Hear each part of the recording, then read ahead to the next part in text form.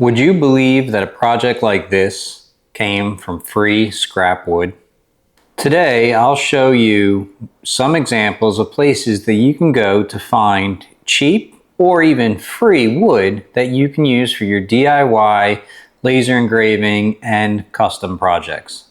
I have made quite a few projects using free or very inexpensive wood. I've made a couple of pallet projects, which you can see the videos here in the playlists. And I also made a custom barbershop sign from reclaimed wood. This wood here actually came from a cabinet door that was going to be discarded. I was able to remove the side molding, plane the unit down, cut it to size, and engrave beautifully. Adding a few fixtures on the back made it very easy to hang on the wall. You can do this with a lot of woods and projects. There are a few things that you need to look out for. So anytime that you reclaim any wood that you find, so if they're being discarded, you just want to make sure that it is actually wood and not fiberboard or pressed board, which is used in a lot of the economy wooden furniture these days. One good place to look for scrap wood, which is basically what we're talking about, you're going to refinish the scrap wood into a new project, would be local businesses. If you have a commercial complex that you can visit, make friends, see if they have cabinet shops, see if they have offcuts that they're just discarding.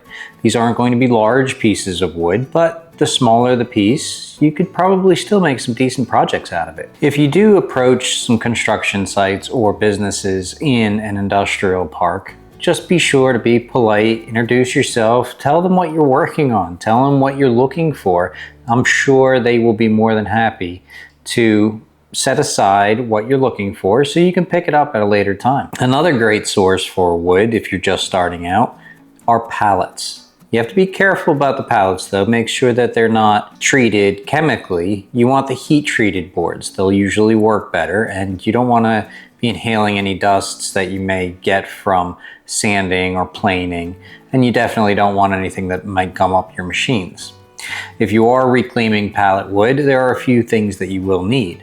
Gloves for sure, metal detectors, pliers or pry bars to disassemble the pallets, and things like that. There's nothing worse than sending a piece of wood through your planer to find out that it has a nail in it or a piece of a nail in it. That check will leave a permanent gouge in your blades, and it will end up costing you more than the cost of the free wood. Some other places, instead of industrial parks, if you don't have anything like that near you, would be to look at Craigslist, Facebook Marketplace, the neighborhood community groups, or even the local community centers.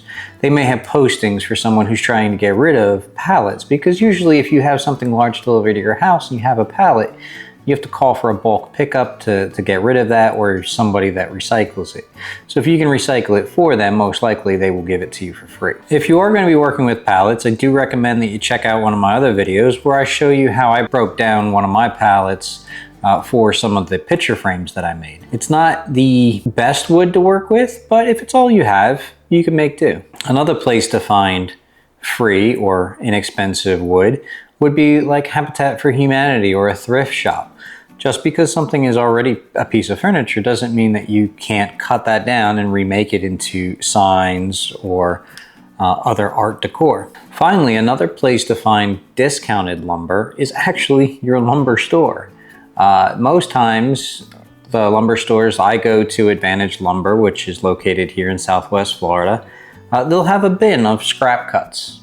If you go to Lowe's or Home Depot, they'll have offcuts or even not the best wood, something that has a twist in it. Well, if that board is 8 feet and it has a twist in it, maybe you can cut that down and manage that piece of board. The most important thing with wherever you get your wood, like I said before, is preparing your wood. So that will require some tools, but there are alternatives. If you don't have a planer, you can use a sander. If you don't have a sander, you can use a sanding block. Sandpaper is pretty cheap, and this will get you a decent finish to begin your work. It is very important that you always check for nails or screws or any metal that might be in the wood before you begin, because this can severely damage your tools or injure you. Once you have your reclaimed wood and you have it cut to size and sanded to your liking, you can easily engrave into signs or decor or even just fixtures in your shop. Now you know a few places where you can go, and I have actually gone, to find free or very inexpensive wood. If you found this video helpful, be sure to hit that like and subscribe button below. It really means a lot to me, and it encourages me to continue to make videos that I know that you find beneficial. Is there anywhere else that you guys go to find your scrap wood or inexpensive wood? Leave a comment below so others can benefit from your knowledge. Well, I do really appreciate you spending some time and watching this video. If you have any questions, leave them in the comments below, and until next time, thanks for watching.